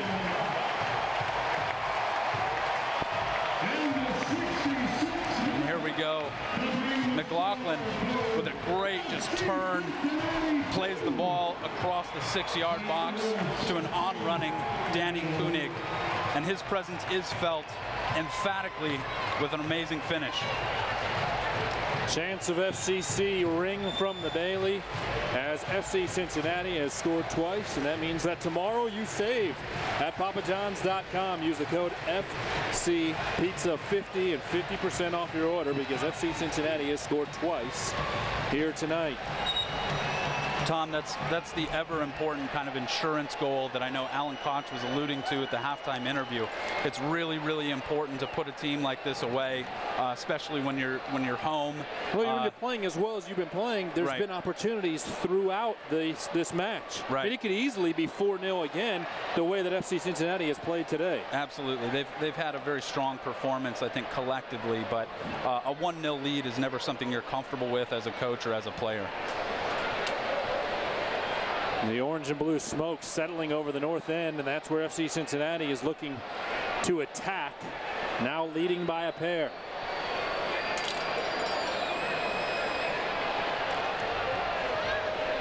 St. Louis picks it up in the midfield.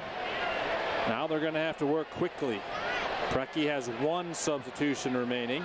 Alan Koch with 2. Matt Sheldon will get it into the middle to Tyler David. He's one of those 2 subs. Sheldon is the other that came on at half. David with Walker on him. Now it'll go out wide to the left. Sent across the middle. Paul Nicholson breaks it up.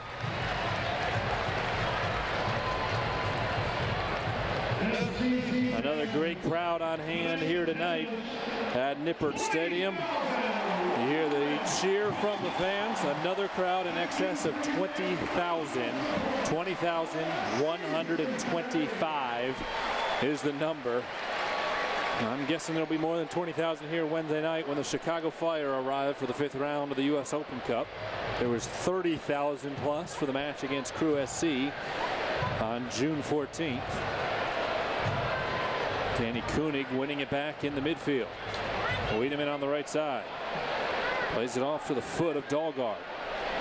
And Dahlgaard will be taken down. Foul is called. And St. Louis will be able to put it back into play. For your broadcast programming notes, it was announced this week.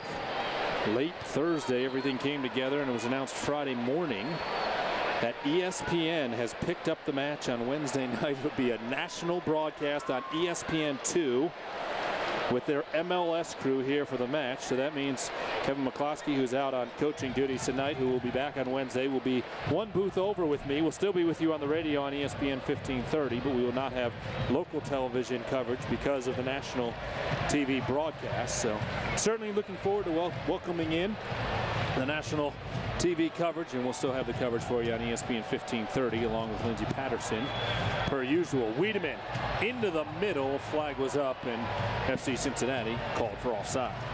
There was a great thought by Wiedemann, again, just streaking up that right flank.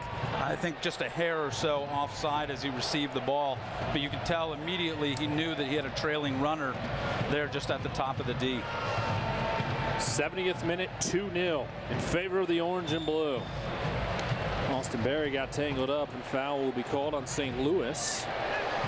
About 10 yards outside of the top of the 18.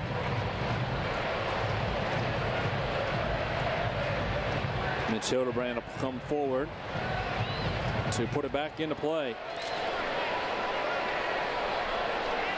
FC Cincinnati can hold on. It would pull their record on the season to 5-5-5. Koenig pushes it out far touchline. St. Louis, with a sense of urgency, quickly throws it back in. And Tom, you mentioned that record as well, but still a lot of life left in this club and a lot of time remaining in USL play for FCC to continue to vie for that ever-desired playoff berth. Right side, Byerman. Byerman dancing across the top of the 18, lets a shot fly, and it goes right to the chest of Mitch Hildebrand.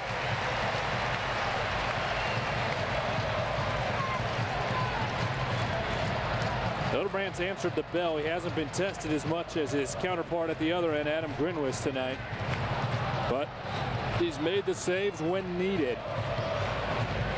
And so much of it, too, is just positioning. Hildebrand, very experienced, very capable goalkeeper, just knowing where to be at any given time based on the formation of the opposing team. I mentioned earlier for Grinwis, this is his 4th start on the season. He'd only given up 2 goals in his previous 3 starts. Giving up 2 more here tonight. Grinwis will come to the top of the 18 to play a pass that came back to him.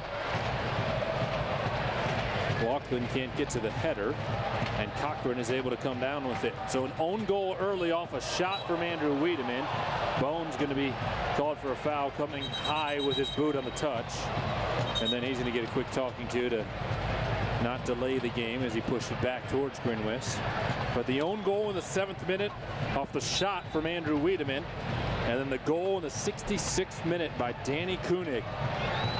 His 4th on the year. Jimmy McLaughlin gets the assist, his 2nd. And we stand at 2-0 in favor of the home lads. Header from Delbridge sails out. St. Louis quickly throws it back into play.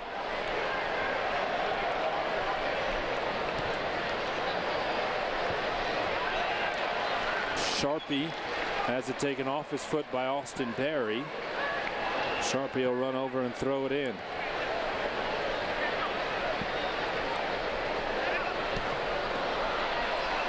Dahlgaard unable to get into the 18. Stingy defense there from FC Cincinnati.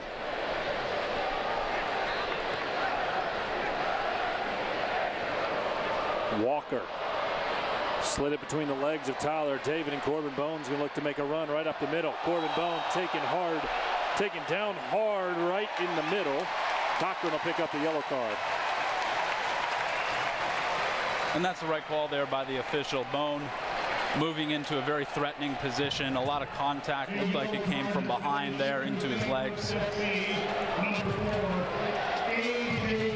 Here we're going to take a look at this as Bone is kind of charging across half field there. Contact isn't made directly on the ball, but catches his legs, gets tangled up. The official knows that definitely warrants a yellow card. 3rd yellow card issued to St. Louis FC. 2nd on the season for A.J. Cochran, the 6'3" defender. Final substitution now coming for Preki. Sebastian Dahlgaard will take a seat. And we'll see Denis Akhmetovic, the native of Serbia, 5'9" midfielder, checking in.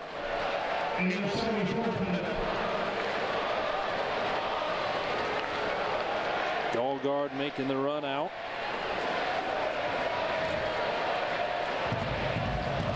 Akhmetovic joining St. Louis after most recently playing in Thailand's 1st division. He started the match here back on April 15th. One of his 3 starts on the season. FC Cincinnati with a free kick, leading by 2. Walker will send it towards the 18, headed away by St. Louis. Cochran got his head on it. Tyler Pollock will trot over to take the throw in. And Tom, that's okay. FCC just knowing they have time, they have good field positioning right now. They take as much time as they can, kind of run this clock down a little bit. 2-goal advantage definitely plays in their favor. Pollock throw in went to Koenig, and then he got it right back. Pollock into the corner, had it poked away, and finally FC Cincinnati will have the first corner kick of the night. And some brilliant footwork there by Tyler Pollock, the traditional left back here, kind of playing in that midfield flank position on the left-hand side. Tom, I didn't know he had foot skills like that. That was impressive. He certainly has shown them off over the last few weeks. Victor Rivas asking Kenny Walker to hurry things up on the corner kick. McLaughlin was standing there, and then Walker waved him off. So Kenny Walker will cross it. Looking far post. Koenig got his head on it. Grinwis got a piece of it, and a foul will be called on Danny Koenig as he was trying to gain position. Not happy about it, and Victor Rivas will have a chat with him. And here we're going to get another look. Tom, the ball served in very nicely there by Walker towards that back post. It looked like a little bit of contact perhaps on the back there by Danny Koenig. I think he had his arm around the neck of Wes Sharpie, so I'm not going to argue with the foul call by Victor Rivas there. Sometimes as a striker, you're willing to do just about anything you can to establish position. It looks like Koenig did that. Grinwis with an athletic move to get a piece of that ball after the fact. It didn't matter, right? But he didn't know that, so he did what he had to. Justin Hoyt has made his way out to midfield. That'll be the next substitution for Alan Koch. He'll come on for Matt Boehner. Sheldon on the right side. St. Louis had some good opportunities in the first half. They've seen that well run dry a bit here in the second. And I think a degree of frustration here for St. Louis is you see every time they move into their attacking third, they're playing the ball very direct. They're trying to play over the top.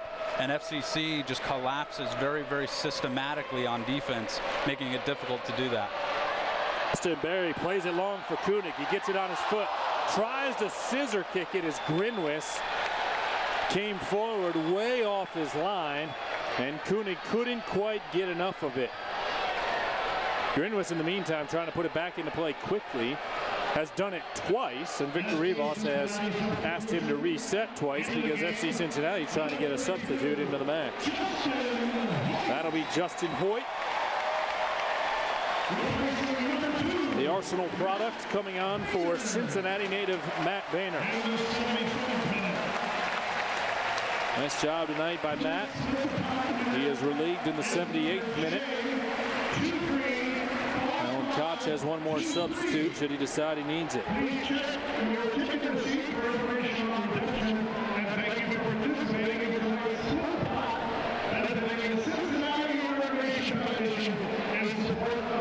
Paul Nicholson battling with Jose Angulo. Mitch Hildebrand will come way off his line as Angulo is trying to track it down along the end line.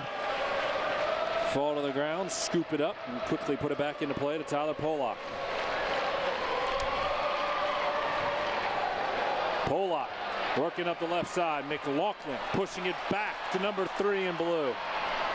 Then touched away by Matt Sheldon at the last second. Pollock will throw it in. Sends it to Kenny Walker. On to Jimmy McLaughlin. McLaughlin right at the top of the 18 has a deflect off of St. Louis. Stoikov up the right side looking for Valesky. Nicholson and Valesky battling. And St. Louis will get to throw it in as Paul Nicholson couldn't quite keep it in along the touchline. And actually, I think they're going to say there was a foul on Nicholson. So ball never went out, but Paul called for the foul. And an opportunity here for Akhmetovic to send it across. Dennis Akhmetovic, 5'9", 21 years old, trying to give his club a spark here in the 80th minute.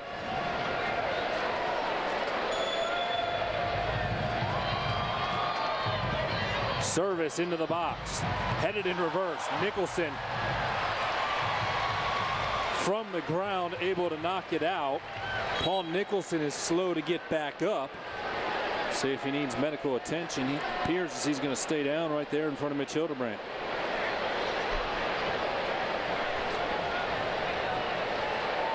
Here, Tom, as we're getting late in the match, some of the players going to use this perhaps as an opportunity to get some fluids, stay hydrated. Danny Koenig run over. Last Saturday, very humid here at Nippert. Tonight, that humidity cut out by a big storm last night. Yeah.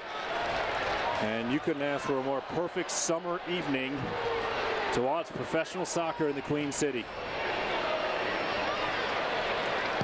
Harrison Delbridge with a clearance. Not a great one as it goes out touchline, but at least pushes the possession out into the midfield. And Tom, you see FCC just kind of adjusting their shape a little bit. You know, we talk so much about this formation, the fluidity of it. Really kind of pushing Koenig as a single target almost at this point, and then withdrawing their other two strikers in McLaughlin and Wiedemann out on the flanks and bringing them a little bit more centrally in almost like an attacking midfield type of role. Christian Valesky was looking to make a run around Paul Nicholson. Nico did well to break it up. Justin Hoyt with fresh legs, sending it down the right side. Danny Koenig is there. Koenig will pull it into the corner. He has McLaughlin across the middle if he wants it. Koenig will send it. Grinwis intercepts the pass. Well read by St. Louis's goalkeeper. I give Adam Grinwis all the credit in the world for this match not being 4-0 in favor of FC Cincinnati. I couldn't agree with you more. He's been a rock there in the back, and I think the very telling piece about his performance is, Tom, he hasn't given up many deflections. He tends to catch everything, which is very difficult to do when you're making a lot of those diving acrobatic saves. course, FC Cincinnati in just their second year of existence as Wiedemann trying to work it down the right side. Last week, Kevin and I spoke about the woes that FC Cincinnati has had with Charleston, a club they've never beaten. Yet, I'm reminded in just 2 years, Justin Hoyt up the middle into the attacking third, gives it to Jimmy McLaughlin. McLaughlin over to the left, back to Hoyt. Flag went up offside as the call, but going back to that conversation last Saturday, Charleston, a team FC Cincinnati, of course, lost to in the playoffs last year, hasn't been able to beat.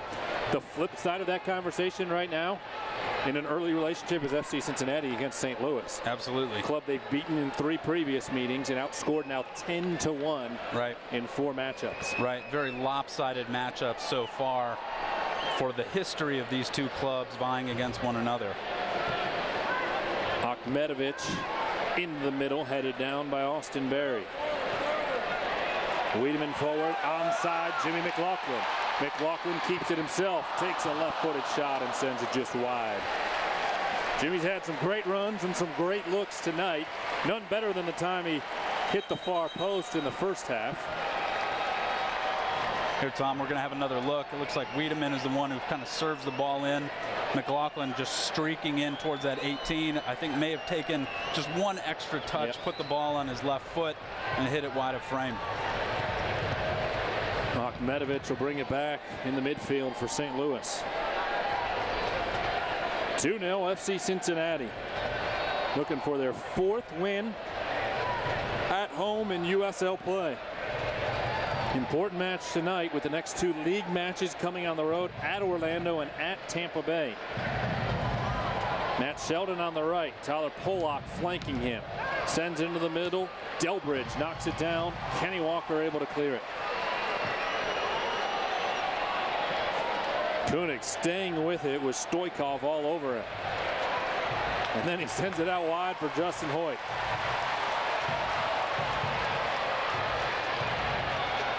Hoyt on the right will pull back for Corbin Bone.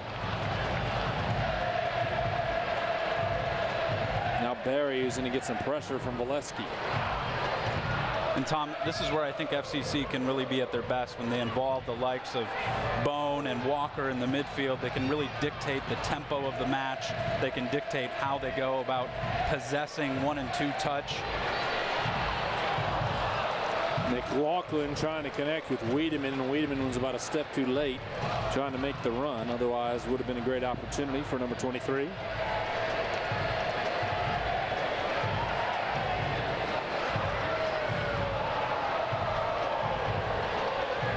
Those 2 important USL matches I mentioned at Orlando, at Tampa Bay. It'll be a long trip for Alan Koch and the club as they stay in Florida the entire time and are able to train down there. But before we get to that, the US Open Cup is next. Back here Wednesday night at Nippert Stadium. Another great crowd is expected. National TV coverage. Wiedemann pushed down in the midfield. Not a lot of contact, but certainly unnecessary contact by Eric Cabalceta, who's playing on a yellow card. Victor Rivas is going to call him over for a conversation as we get another look at the foul. Here we see Wiedemann again just settling the ball and actually creating a really good flick for himself. But that contact, whenever those arms are outstretched in a back like that, it's going to be a call every time. I think Eric Cabalceta had position there, as it looked like Wiedemann may have been slipping a little bit even before the contact. Either way, after the foul and conversation, it's set to resume play. Harrison Delbridge will poke it forward for McLaughlin. McLaughlin sends it into the 18, but too strong for Koenig or Wiedemann. And Tom, we're approaching that point in the match with just, under 5 minutes left. FCC again has to establish that possession, really dictate the tempo of the latter part of this game. So even a good chance like that for McLaughlin when he's serving the ball into the box, I think he'd rather have another go and have the chance to maybe possess that through the midfield. St. Louis sends it into the middle. Harrison Delbridge clears it away, and you can see after that play Christian Valesky frustrated as the service is not finding the St. Louis striker. FC Cincinnati did a fantastic job of really eliminating any threat from Christian Valesky the first time these 2 teams played, and then obviously it got out of hand as GB completely took over that match. But I think they have done a great job on the very talented Christian Valesky again here tonight. Yellow card coming as Koenig was cut down. Danny Koenig taking exception to the foul from Wes Sharpie, and Sharpie earns his way into the book with a yellow card in the 87th minute. And Tom, we get another look. Looks like a bit of a high boot contact there on Koenig as he's looking to receive. And Sharpie is the one who comes in with the yellow card. Second yellow card on the season for Sharpie. Sharpie, a product of South Florida, where he played his collegiate soccer, was actually a second-round pick in the 2015 MLS draft, selected by Toronto. Spent 2 seasons with Toronto FC 2. Kenny Walker trying to chip it forward for Corbin Bone. Bone had a great scoring opportunity. You talk about all these different guys, about 6 or 7 different players. When you take away Koenig and Wiedemann, who may get credit for the first goal after all when things are reviewed later tonight, but take away those 2, there's probably 6 other guys who had really strong opportunities tonight for the orange and blue. Right, Tom. The interplay of individuals that have kind of moved into an attacking third position for FC Cincinnati has been outstanding. It's been really fun to watch as they continue to mix up their formation, throw a lot of players in, especially in and around that 18. We just had a chance to see Corbin Bone making that run in towards the 18-yard box, and he's somebody you don't necessarily expect to be making that very direct run. McLaughlin slid in on the tackle to break it up with Akhmetovic. A long ball, and again intended for Valesky, headed away by Delbridge. Now Valesky will get it top of the 18. FC Cincinnati able to stop him defensively. Akhmetovic across the middle to the left side. Sharpie into the middle, and Gulo put his head on it, didn't get enough of it. Sent back, turned away by guess who? Harrison Delbridge. Matt Sheldon on the cross. Delbridge got in the way. Stoikov. Corbin Bone turns him back. 89th minute here at Nippert. Up the right side, Matt Sheldon plays it off his chest. Jimmy McLaughlin deflects it away, and are they going to say a corner kick? Yes, they are. So St. Louis, a late opportunity in the 89th minute. Looking to draw closer, trailing by a pair.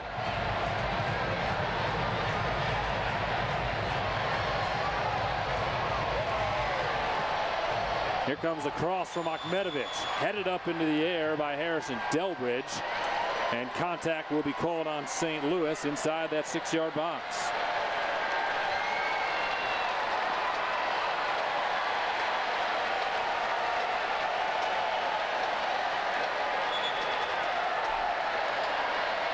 Mitch Hildebrand will let a few extra seconds roll off the clock. Have not yet seen an indication on stoppage time. But that is coming momentarily, and now we have heard from the field 4 minutes of stoppage time coming.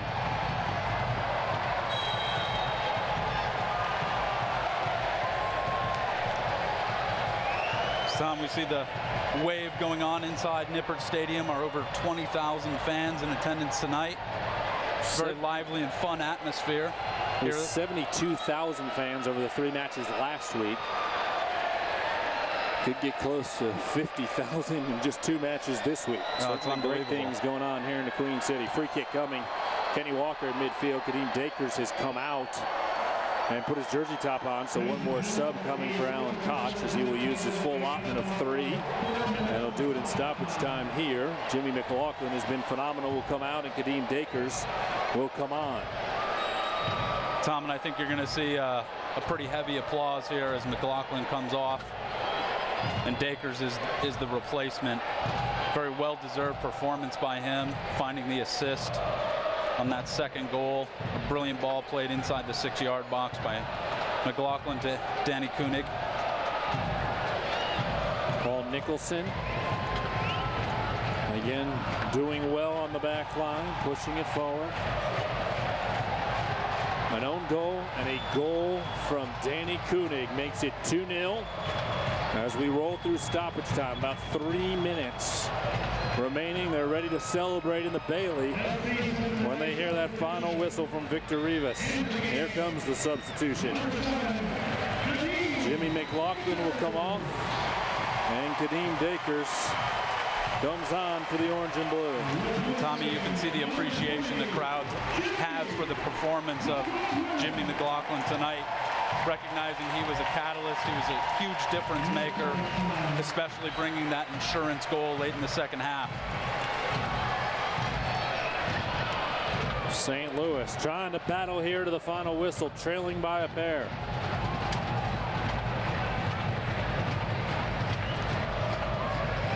Sent forward for Valesky. Comes off his head and will slowly roll in the direction of Mitch Hildebrand. Mitch will wait till the very last moment to scoop it up with Jose Angulo coming in. And Victor Rivas is actually going to call it a foul. That'll give Mitch a few more seconds to roll off the clock. That's right. The unfortunate irony there is you're trying to get him to speed up play, and then you create contact with the goalkeeper. And here he goes. He has a little bit more time on the ball. Hildebrand with a big right boot out into the midfield. Finds his target, Koenig, but there was nobody there for him to head it down to. St. Louis quickly to throw it back in, Stoikov. Polak into the middle. Koenig. Trying to chase it down. A.J. Cochran disrupts. About halfway through stoppage time.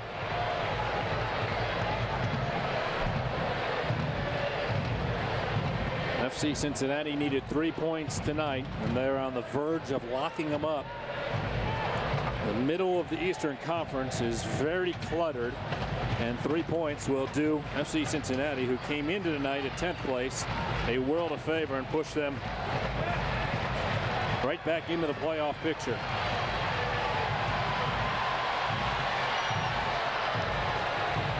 They're at 7th place, I stand corrected. Kadeem Dakers has it poked away. Matt Sheldon was there, and Dakers, who just came on, will throw it in, but it'll boost FC Cincinnati for sure up the table. Tyler Polak will come over as the seconds continue to tick off. I'll be looking at about another 30 seconds from Victor Rivas. Here's Dakers. Bumped off his own guy, Danny Koenig. Dakers was making a nice run. He was anxious, getting into the ball game, wanted to make something happen, looked up, and big Danny Koenig was right there in his face. Right. And Danny Koenig knew he probably could have gone on to that ball himself, but recognized he was likely in an offside position, so just tried to maintain stationary in terms of his personal position, but a little unfortunate in terms of the contact there when you get hit by your own teammate. Delbridge is called for a foul. St. Louis probably down to the last hope here. Stoikov sending it forward. Delbridge will head it away. Koenig out wide, and a foul. I thought maybe that was going to be the whistle, and a foul was called on FC Cincinnati. We've already seen the 4 minutes roll off, so it has to be seconds away from being finished. Koenig can't believe that a foul was called. Stoikov is slow getting to his feet. Koenig urging him to get up with hopes of wrapping this one here at Nippert. And Tom, I'm not quite sure where that contact occurred because FCC had possession of the ball. It could have been an off-the-ball foul. Byerman will send it into the 18. Delbridge heads it down. It bounces into the chest of Mitch Hildebrand, who will go down to his knees. And I'm guessing now when Mitch Hildebrand puts his foot in it, we will hear a whistle from Victor Rivas. He won't even wait. There it is. The final whistle sounds, and they are dancing in the Bailey tonight at Nippert Stadium, the 4th clean sheet in league play for Mitch Hildebrand, and the 2nd this year against St. Louis, a 2-0 victory for the Orange and Blue.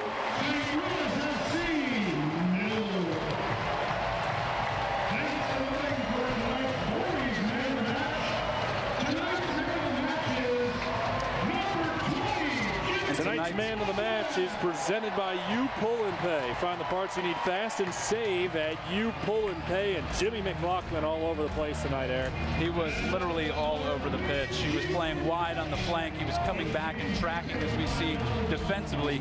Now recognize he's playing in a striker role, so that's a rarity for someone to come back in their own defensive third. Here we see the really strong opportunity he had late in the first half, just off the post. And then here was the difference makers. McLaughlin serves the ball into the 6, finds Danny Koenig on the boot, and puts the ball in the back of the net. Jimmy McLaughlin has become a fan favorite his 2 years here in Cincinnati. He missed on that shot. It's not going to change the minds of any of his faithful fans. A huge 3 points tonight for Alan Koch and FC Cincinnati. The final tally, 2-0 in favor of the orange and blue. Eric and I will step aside and take a break. When we return, we'll hear from head coach Alan Koch and show you the highlights from tonight's match. That's coming up next. This is FC Cincinnati Soccer.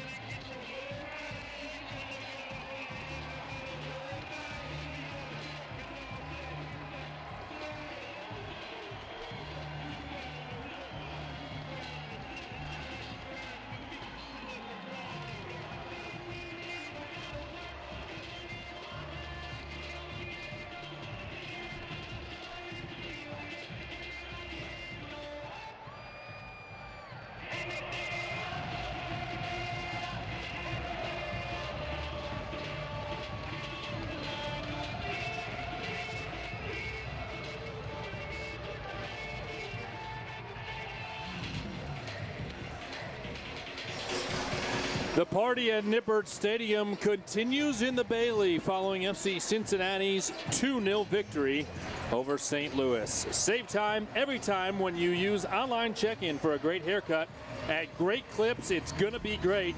And Mitch Hildebrand didn't have to make a lot tonight, but when he did, he was there for FC Cincinnati. And Hildebrand always found himself in the right position at the right time. He's such a mature goalkeeper there, positioning himself well between the center of the sticks and not allowing any deflections when shots were in on frame. 4th league clean sheet of the year, 6th overall for Mitch Hildebrand. Let's go down to the pitch one final time and check in with Lindsey Patterson, who's with Alan Koch and Jimmy McLaughlin. Coach, it's a good problem to have when you can look at your bench out there and get that secured second goal, thanks to a great ball by the man of the match right here. Yeah, we know we've got a good group, obviously, and the guys know whoever starts, yeah, they've obviously got the opportunity first. The guys that come off the bench are part of the group too. We know we've got a lot of players that are fighting for positions, and I think right now it's bringing out the best of all the players in the group. Healthy competition within a group is always a positive. And the best players rise, and the good players in our group are all stepping up to the plate, and we know we've got a lot of them, which is exciting. So I'm very, very proud of the group tonight. We played some very, very, very good football at times in the course of that 90 minutes tonight, which is great. It gives us a platform to continue to build on, and now we're obviously excited for the next game. Jimmy, Coach just talked about that platform for you. Looking forward, you have that big MLS matchup on Wednesday, but just the second half of the season, what does tonight's win do moving forward as far as momentum? I think it gives us a ton of confidence. I thought the first half was probably our best performance all year, and we did well to grind out the game and weather their storm in the second half. So got an awesome match on Wednesday, one we're all looking forward to, and going to use that as some more momentum to go continue getting points in the league. Thanks, guys. Thank you. All right, thank you, Lindsey. Great job tonight, as always. Tonight's moment of the match is driven by Toyota. Let's go places, and Jimmy McLaughlin, the man of the match, involved as he sets up the insurance goal from second half substitute Danny Koenig. Here we see it again. McLaughlin again just turning the ball, serving that ball in very nicely with his left boot. And we have the runner coming in, Danny Koenig, the super sub, coming in and replacing GB there in the second half. Koenig celebrating with his kids down on the pitch, his 4th goal of the season. Tonight's match highlights are presented by Toyota. For all the latest Toyota offers, visit buyatoyota.com. And FC Cincinnati, for the second straight match, got it going early. They really did, and here we see the run in by Andrew Wiedemann, actually credited for an own goal there off Cochran, who was tracking back for St. Louis. But Wiedemann creating a really threatening opportunity for himself in the attacking third early on. The pressure continued throughout the night. There were some sparks after FC Cincinnati took the early lead. A little pushing and shoving after the fact, and then FC Cincinnati was right back at it, creating scoring opportunities. Here we see McLaughlin here towards the end of the first half, striking the ball off the far post, but again, just threatening and continuing to push. Here, the difference maker in the insurance goal, McLaughlin receives the ball inside that 6, serves it across the face of goal to an on-running Danny Koenig, who finishes in the box. And at 2-0, the pressure kept on coming. There was a foul called there on Koenig, but it did not matter. 2 goals tonight for FC Cincinnati. That means you're saving tomorrow at papajohns.com. Use the code FCPizza50 and you get half-price pizzas from Papa John's thanks to the 2 goals, and Jimmy McLaughlin set up the second one. Once again, your final score from Nippert Stadium, 2-0 in favor of FC Cincinnati. Up next for the Orange and Blue, the round of 16 in the Lamar Hunt U.S. Open Cup, as FC Cincinnati welcomes the Chicago Fire of Major League Soccer this Wednesday at 8 o'clock here at Nippert. Our next full broadcast of USL Soccer comes your way Sunday, July 9th, when FC Cincinnati hosts the Richmond Kickers. The action begins at 6 on WSTR and ESPN 1530. For sideline reporter Lindsey Patterson, my broadcast partner Eric Allenson, producer David Ashbrock, I'm Tom Glader saying so long and good night from Nippert Stadium.